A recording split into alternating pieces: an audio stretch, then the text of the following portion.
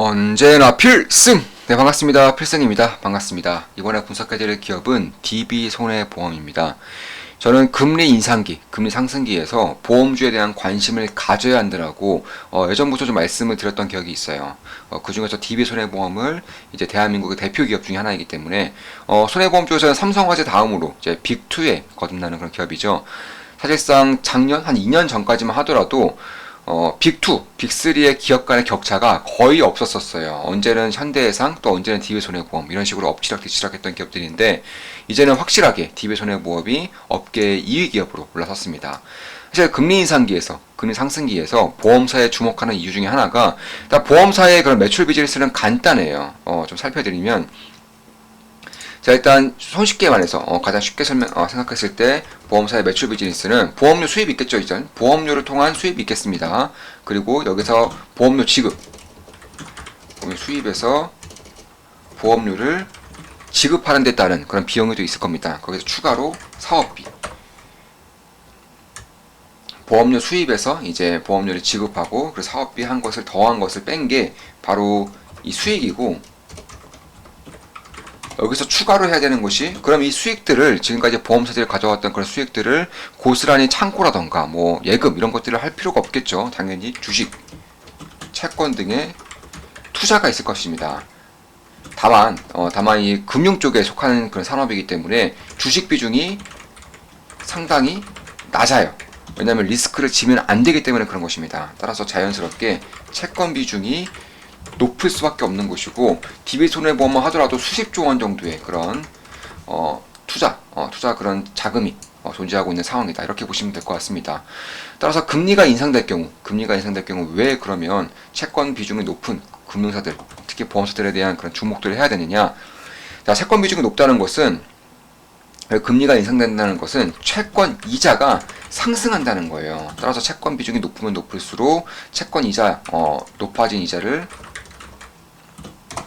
받는 그런 구조이기 때문에 당연히 수익이 증가할 수밖에 없습니다. 따라서 0.1bp, 0.1bp가 아니죠. 0.1%, 0.25% 이 정도의 그런 금리 상승기만 되더라도 손해보험사들, 이런 보험사들에 대한 그런 추이가 상당히 좋아질 수 있다는 것은 상식적으로 봤을 때도 고스란히 나타나는 것이고, 실제로 작년부터 금리 상승기가 시작되었죠. 특히나 작년은 코로나로 인해서 손해율이 거의 없었어요. 사람들이 밖에 이제 돌아다니지 않다 보니까 사고가 덜 나죠. 사고가 덜 나다 보니까 당연히 사업비라던가 보험료 지급이 줄어들면서 이쪽에 따른 수익 증가도 있었고요. 추가적으로 보험료를 받은 것들을 이제 채권에 투자를 하면서 그 채권들의 이자 수익이 높아지면서 따른 그런 수익률들도 똑같이 상승을 했다. 따라서 어마무시한 실적 성장성을 보이는 것이고, 올해도 마찬가지로 금리 상승이 유지가 되었기 때문에 혹시나 9,200억 정도, 단기순이익 기준으로 9,200억 정도의 그런 수익이 나타날 가능성이 높다. 이렇게 책정되고 있는 것입니다. ROE는 15가 넘습니다. ROE는 15가 넘고요. 따라서 그에 반해서 시가총액은 4조 4천억 원. 그러니까 지금의 주가, 지금의 밸류에이션은 저는 딱히 고평가라고는 보지 않아요. 특히 배당수익률이 2년 전부터 급증했었죠. 사실 그도 그럴 것이, 지금 보시면 대주주 일가를 보면 거의 23%를 대주주 일가가 가지고 있어요. 그런데 대주주들이 거의 가지고 있는 주식의 95% 이상, 대략 한 96%를 주식담보대출을 받고 있습니다. 따라서 자, 대출이라는 것은 거의 대부분이 변동대출이고요. 그런 변동대출을 따라서 금리가 상승하면서 당연히 이에 따른 부담감이 증가할 수밖에 없겠죠. DB손해보험의 20% 이상의 그런 20% 정도의 그런 주식을 가지고 있는 상황에서 그 20%의 주식 중에서 95% 이상이 역시나 주식담보대출을 받고 있다는 점에서, 사실 이 일가 입장에서는 높아지고 있는 금리 상승기, 금리로 인해서 부담이 커질 수밖에 없는 것이고, 이 부담을 줄일 수 있는 가장 좋은 방법, 가장 일반적인 방법은 바로 배당 증가가 있을 수밖에 없습니다. 따라서 이거를 배당 증가,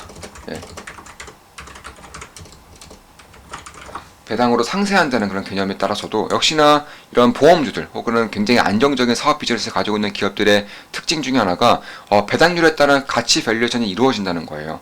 사실 이에 따라서 배당률이 증가하면 증가할수록 주가 역시나 상승할 수 있는 모멘텀이 생긴다는 점에 대해서도 그냥 주목할 부분이 있지 않을까, 이렇게 보고 있습니다. 특히 이 보험 업종에 대해서 좀 분석을 하시는 분들 중에서는 좀 이런 의견이 있었어요.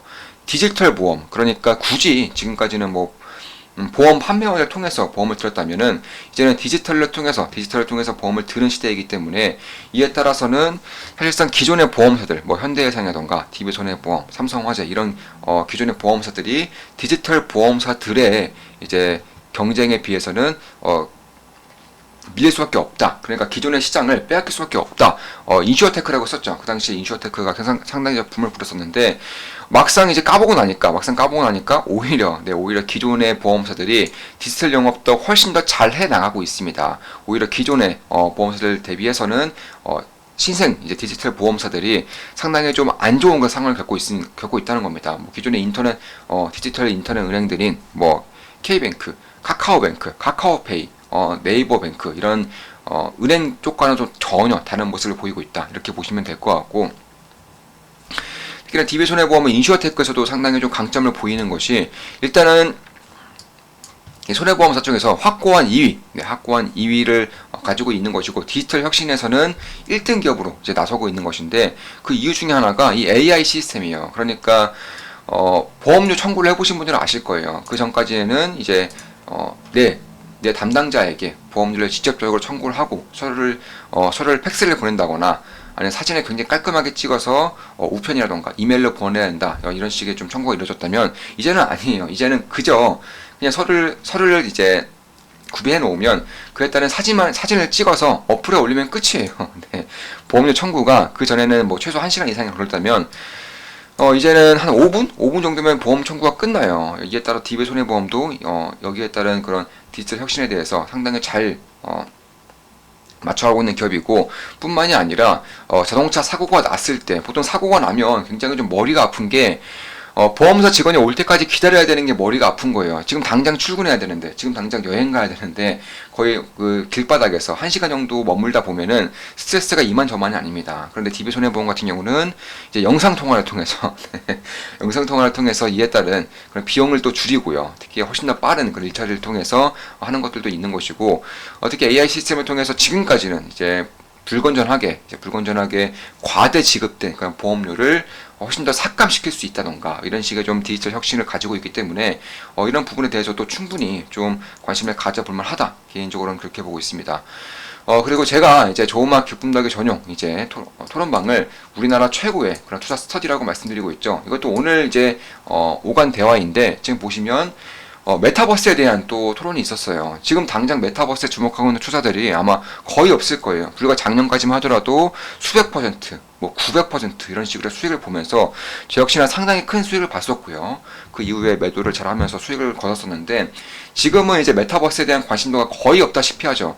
그럼에도 이런 식으로 관심이 없을 때 다시금 조금씩 관심을 가지다 보면 저는 매우 큰 기회를 가질 수 있을 것이라고 보고 있습니다. 대표적으로 뭐 메타버스, 수소, 자율주행 이쪽 섹터가 되는 것이고, 혹시나 오늘도 메타버스에 대한 그런 토론이 있었습니다. 12월 2일 글입니다. 제페토 여전히 월 사용자가 많네요. 예, 플레이해보면 느끼시겠지만 완성도가 높습니다. 10대들의 가상세계, 놀이터 느낌입니다. 네, 해외에 제페토 콘텐츠를 만드는 유튜버들의 조회수가 생각보다 상당히 높네요. 잠재력이 무궁무진하겠네요. 2분기에 1000만 명 정도 있었던 걸로 알고 있는데 갑자기 성장세가, 메타는 워낙 망이랑 비교하는 건 큰 의미가 없고 로블록스를 따라가야 할 거예요. 제페토가 그리는 그림은 더 업그레이드된 로블록스일 것입니다. 유튜브의 다음 버전이기도 하고요. 창작자와 소비자가 따로 구분되지 않는 세상인 거죠. 동감합니다. 아직은 작은 씨앗 정도이지만 계속 지켜봐야겠습니다. 네, 이런 식의 토론이 있었고, 어제도 이제 11월 30일에도 토론이 지속적으로 이제 발생했었죠. 오늘 필스님께서 수소연료 전지를 강조해 주셔서 말 나온 김에 혹시 이쪽 공부해 보신 분 계신가요? 작년에 이쪽 공부하면서 SK, 에코플랜트, 미코, 플러그파워, 블룸에너지 등등 이쪽이 너무 일찍 투자했다가 손실을 좀 보고 나오긴 했었는데 스몰캡이랑 미코가 조금 관심이 많이 가더라고요. 국내에서 자체 기술로 SOFC 생산하는 기업은 미코뿐이래요. SK 에코플랜트는 블룸에너지랑 협업하고 있고 LG는 사업 철수했고요. 저는 블룸에너지로 수익 보고 매도 후에 계속 관찰 중에 있습니다. 국내 기업은 두산, 효성, 포스코에 관심이 있습니다. 좀 더 포괄적인 곳에 관심을 가지고 계시는군요. 네, 예전에 필스님께서 이런 말씀을 한 게 기억이 납니다. 꼭 한 가지 섹터에 투자해야 한다면 수소에 투자하고 싶다고. 그 이유는 무에서 유가 창조되는 산업이기 때문이다. 비슷한 자율주행 메타버스는 이미 시작을 하였고 수소는 이제 시작된 게이기 때문입니다. 분명히 시간도 많고 그리고 많이 걸리고 이슈도 많겠지만 정해진 미래가 아닐까요? 기억하고 계셨군요. 맞습니다. 이런 식의 또 차트 분석도 같이 했었고요. 땡땡땡땡은 컵앤핸들에서 핸들 부분을 차분히 만들고 있는 것으로 보입니다. 동감합니다. 수소산업도 오랫동안 계속해서 관심을 가져야 할 산업이라고 생각하네요. 그렇네요. 이왕이면 컵이 아니라 국자 모양이 되기를. 아마존의 공급망과 관련한 이런 식으로 좀 토론도 계속적으로 이루어졌었고 이건 제가 예전에 영상에서 한번 소개해드린 적이 있는 것 같네요. 네, 제가 항상 삭제를 하는데 삭제를 안 한 것 같습니다. 그리고 이런 식으로 꾸준하게 이제 토론도 이루어지고 있고요. 사실 최근에 이제 중국 증시라던가 혹은 뭐 대한민국 주식도 마찬가지고 미국 주식도 관련 핵심된 기업들은 주가 상승도가 매우 컸었습니다. 그래서 이런 것들에 대해서 꾸준히 좀 관심을 가질 때가 이제 슬슬 다가오고 있지 않나. 특히 지금으로서는 전혀 관심권에 속하지 않은 그런 자율주행, 메타버스, 수소에 대한 관심도를 조금씩 높여둘 때가 되지 않았는가. 이렇게 개인적으로 보고 있습니다. 글로벌 기업들이 이미 이쪽에 대한 진출을 앞다투하고 있기 때문에 이쪽 기업들은 돈 냄새를 맡은 거겠죠. 물론 제 모든 영상은 매수매도, 추천, 리딩 절대 아닌 거 다들 알고 계시죠? 참고하시면 되겠습니다. 자, 이것으로 방송 마치겠습니다. 지금까지 DB손해보험에 대한 분석이었습니다. 보험, 금리 상승, 그리고 이쪽에 대한 수혜 정도에 대해서 분석을 해드렸습니다.